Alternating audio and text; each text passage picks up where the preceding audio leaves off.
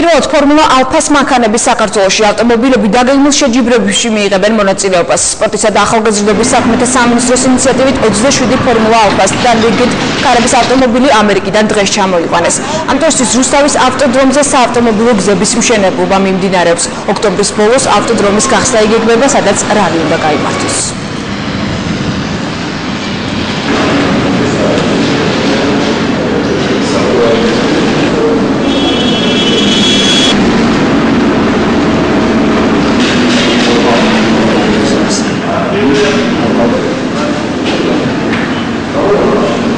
Ჩამოვიდა ფორმულა ალფები და ლეგენდ კარები ამერიკიდან, ფორმულა ალფები რუსეთიდან.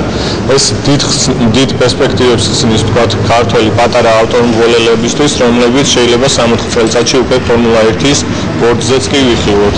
გაიმართება ავტოშეჯიბრებები ამ კლასებში, ფორმულა 2-ის და ლეგენდას ტიპის კლასის მანქანებში.